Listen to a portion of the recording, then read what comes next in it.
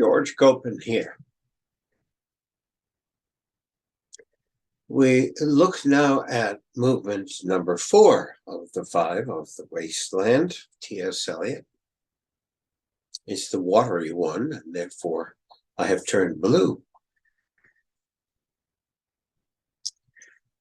Well, we watch the disintegrative forces in the third movement.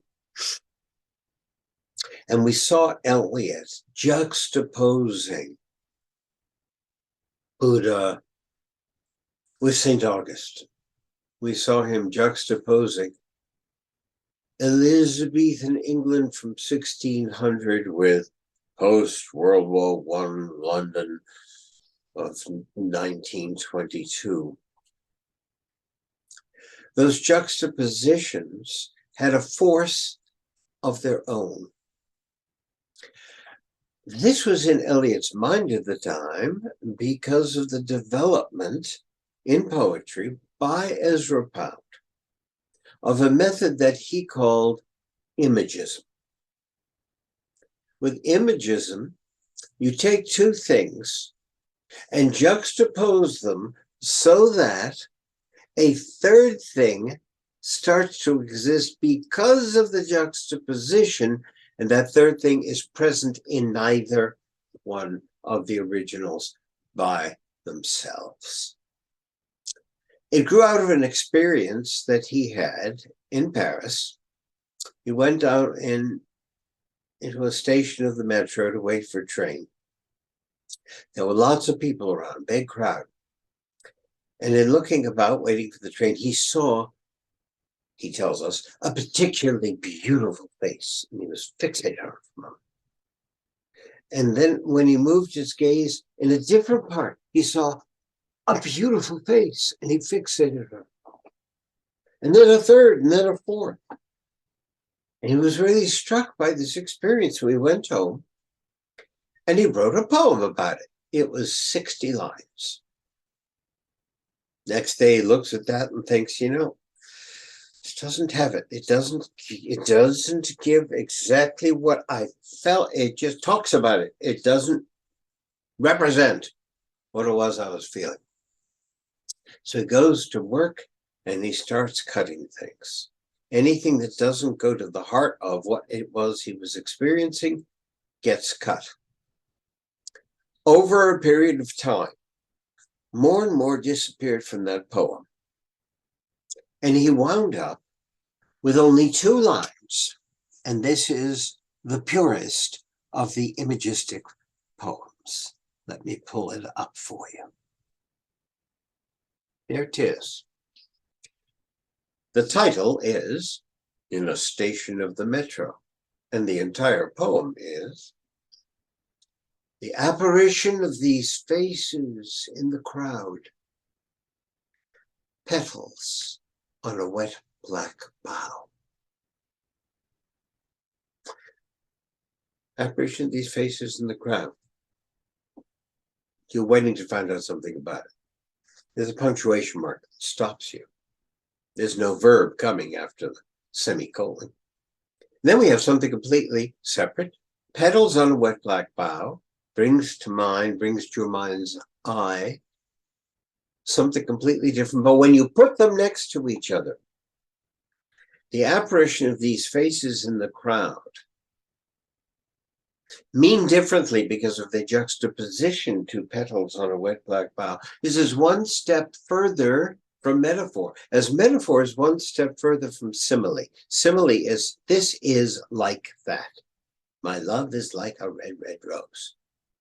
Metaphor is you don't have the specific reference made explicit. So like or as, which you need to be a simile, disappears. And you get a red, red rose functioning in a place where your beloved could be, and it becomes a metaphor for it. You get to be a symbol when that metaphor comes back over and over and over and over and over again. The imagistic method here is that the mere juxtaposition of two things that seem otherwise not to talk to each other, they become interlocutors. because of the juxtaposition. That's imagism. The apparition of these faces in the crowd, petals on a wet black bough. Neat. So that's what Eliot has been playing with his juxtaposing and intertwining. He can juxtapose from a distance. Nothing with nothing over here brings back the nothings from 3 pages ago. So we've come to the 4th movement. And the 4th movement is entitled Death by Water. We remember Death by Water because it's a quote of Eliot himself from earlier on in this poem. Madame Sosostris, you remember her. Fear death by water. Here's death by water. So we're going to experience a drowning. Now, so soon after the lady with her legs spread supine in a canoe, it's a canoe, maybe that's a different kind of drowning. Let's take a look at the text. There are only 9 lines in all of movement 4 of the Wasteland. And here we have that text. You never know whether to say Phlebas or Phlebas. Eliot tends to say Phlebas. Most of the people who read the poem on recording say Phlebas. I'm going to go with Eliot. Phlebas the Phoenician, a fortnight dead, forgot the cry of gulls and the deep sea swell and the profit and loss. A current undersea picked his bones in whispers. As he rose and fell, he passed the stages of his age and youth, entering the whirlpool.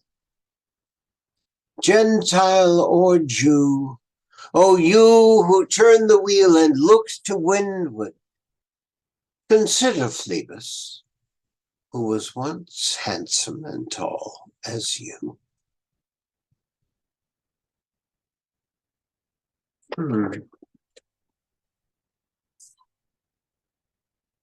Let's take a look. Phlebas the Phoenician. Well, we've got sound repetition, FF, Phlebas and Phoenician.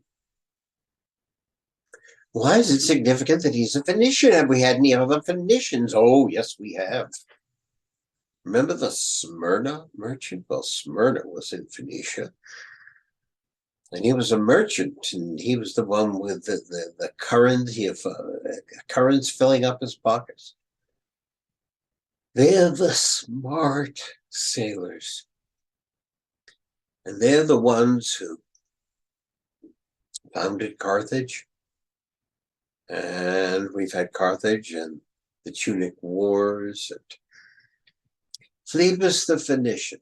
So he was, I guess, a merchant. And he sailed the seas to be a merchant. And the biggest job hazard is, of course, death by water. Phlebas the Phoenician, a fortnight dead. Well, there's our third F this line. Phlebas the Phoenician, a fortnight dead. We're right back in a tradition that's ancient in England. It's Anglo-Saxon poetry. In Anglo-Saxon poetry, every line had 4 stresses, and there was a gap in the middle of the line. And most of the time, 3 of these 4, never 4, but 3 of these 4 had to alliterate. F, F, no F, F. And that held on line after line after line after line.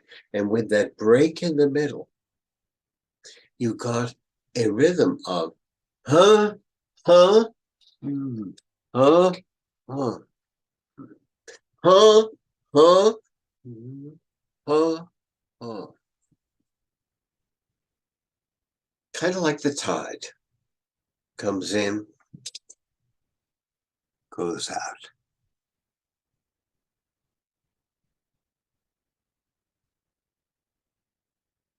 Phlebas the Phoenician, a fortnight dead. Kind of sounds like the rolling of waves. I wouldn't think of waves, except we're talking about death by water. Phlebas the Phoenician, a fortnight dead. Forgot, as another F, forgot the cry of gulls and the deep sea swell. Forgot the cry of gulls and the deep sea swell. Just in terms of sound repetition, deep and sea both have that E. Sea and swell both have that S. So you have a sense of a bombardment of sound repetition, and it establishes and then reestablishes that sense of rhythm. Yes, no, more, less. Profit, loss. Phlebas the Phoenician.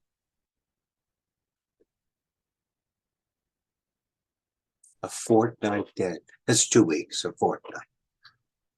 He's only 2 weeks dead. Forgot the cry of gulls.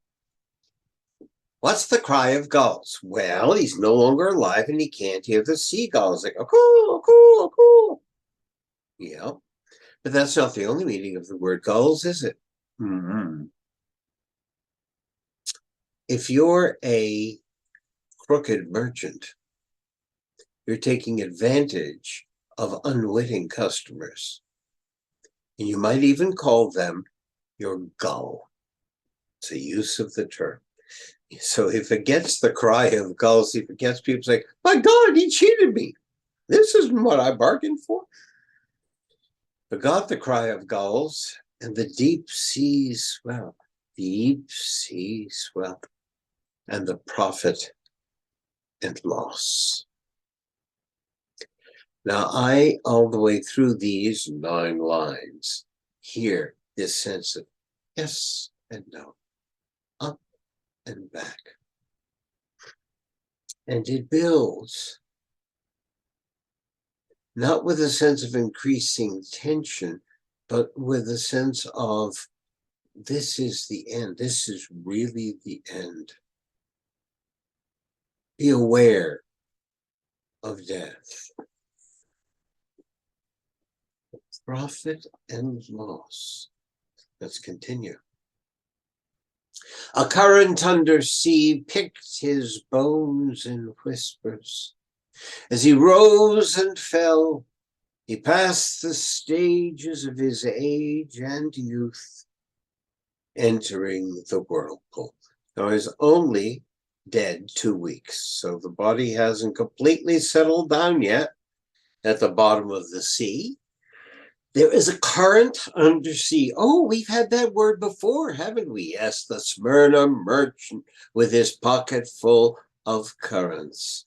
Well, Phlebas the Phoenician has his pocket full of currents. All of him is full of these currents undersea. Picked his bones in whispers. We've had bones. Remember the bones rattled by the rats? You remember the bones and what are these roots that clutch? Picked his bones in whispers. Now, if you think of a body drowning, and then the current of the sea picked his bones, but other sea creatures are going to pick his bones. And why do we think of that in this poem? Because we've already been told, fear death by water, and we're reminded of that in the title of this movement. And it brings us back to the death by water experienced by Ferdinand in The Tempest, which got relayed to us with that line from Ariel's song to Ferdinand. Those are pearls that were his eyes, picked his bones in whispers. It's lovely, the current whispering as it picks at his bones. As he rose and fell. You know, you listen to Eliot read this poem or any of his poems, and he intentionally doesn't do any interpreting in his reading. All he does is grammatical structure selection. You can tell what he thought the words sounded like, and you could tell where the unit started and ended. But he never would have thought of illustrating the poem with his voice as he rose and fell. But we just had profit and loss, and we had a reference to the deep sea swell as he rose and fell. And he's dead now. You see this body rising and falling, buoyed by the water, by the currents undersea. He passed the stages of his age and youth. Sound repetition in stages and age. As he rose and fell, he passed. Past goes back to picked. He passed the stages of his age and youth. It's as if he's revisiting his life after death, entering the whirlpool. So the currents are picking him up, and there's going to be a whirlpool, and he's going to be in this whirlpool. Currents are picking him up. He is going to be sucked down into the floor of the sea, if there's a whirlpool there, and buried.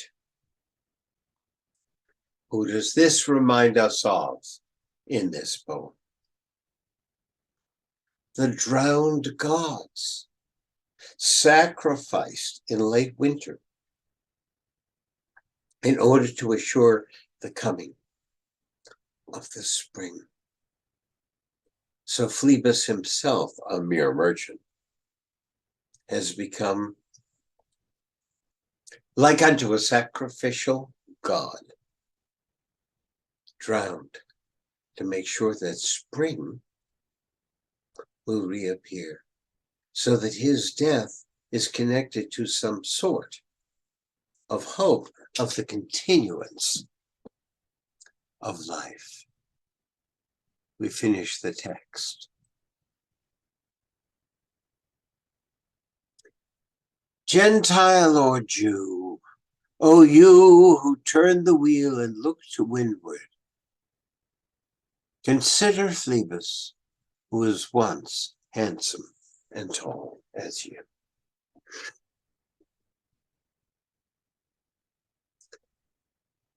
Do we have rhyme sounds here? We have Jew, O you.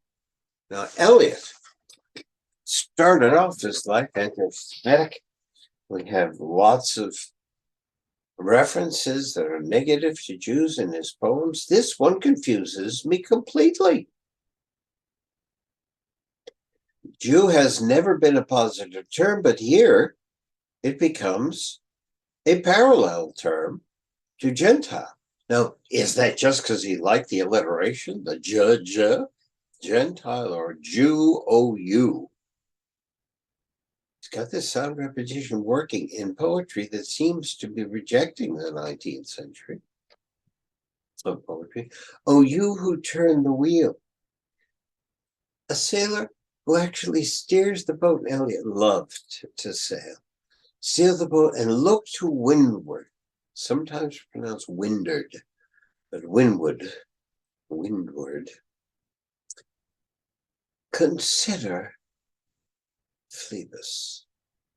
Consider Phlebas. Think about it. While you're up there, living away, manufacturing a business out of the sea. Consider Phoebus, who was once handsome and tall as you. Now, wait a minute. There's you a second time. Gentile or Jew, O-U. But Jew is at the end of the line.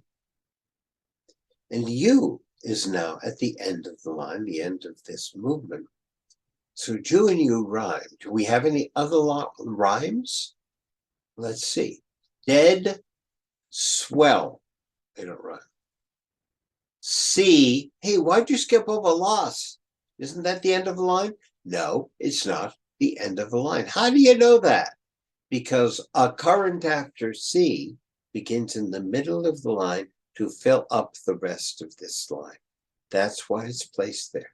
So the line is in the profit and loss, a current under C, but he's starting a new paragraph, if you will. New, I would call it a stanza graph. So the rhyme words are dead, swell, and C, but none of them rhyme yet. Dead, swell, C, fell. Fell and swell. The second and fourth lines rhyme.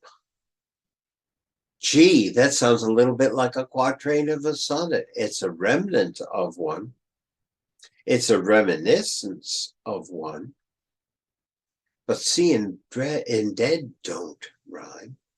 Youth, dead, swell, C, fell, youth, Jew, not whirlpool, Jew, windward, you. So we've got lines 2 and 4 rhyming, and then lines, well, what is it for? 1, 2, 3, 4. Here's 5, 6, 7, 8. It's only 8 lines. It looks like 9, it looks like 10. It's only 8 lines. So we have youth, Jew, windward, you. So lines 2 and 4 of this second 4-line portion, they also rhyme. So you've got a rhyme that ends 4 lines and that ends 4 lines and the movement. Can you hear it? Those the Venetian a fortnight dead. The cry of bells must each sea swell. The prophet lost. The current under sea picked his bones in whispers as he rose and fell past the stages of his age and youth, entering the whirlpool. Gentile or Jew, O you, who turned the wheel, look to windward. Consider Phoebus, who was once handsome and tall as you. For the life of me, I can't hear those lines rhyming with each other. Couple of reasons. For one, you've got a continuation as he rose and fell, he passed. So that you haven't got a lot of time to spend on the sound fell. And for another thing, you've got all this other sound repetition, Jew and you, Gentile and Jew, stages and age, which are sound repetitions like rhymes that take your attention away, and they are at places that are in the middle of the structure, stage and age, the Jew and the you, so that you don't get a sense of line ending. And yet when you look at it, 2 and 4 and 2 and 4, 2, 4, 6, and 8 have rhymes to them. This is consistent with what Eliot has done throughout the Wasteland. He has given us shards. He's given us remnants of what poetry used to be, put together in his poem, where they don't get to exist in the same way as they used to. The rhythm destroys it, other sounds destroy it. So here we have the shortest of the movements, and short it is, just the 8 lines. Boom. Watch out, mortality's real. Now, in the original manuscript of the Wasteland, you'll find a little bit more than these 8 lines. You'll find 92 lines. Guess what happened to the other 84 lines? Ezra Pound cut them. He said, forget it. This is really too much. None of the rest of this is good, but I'm saving Phlebas. Phlebas does something wonderful. He can exist all by himself.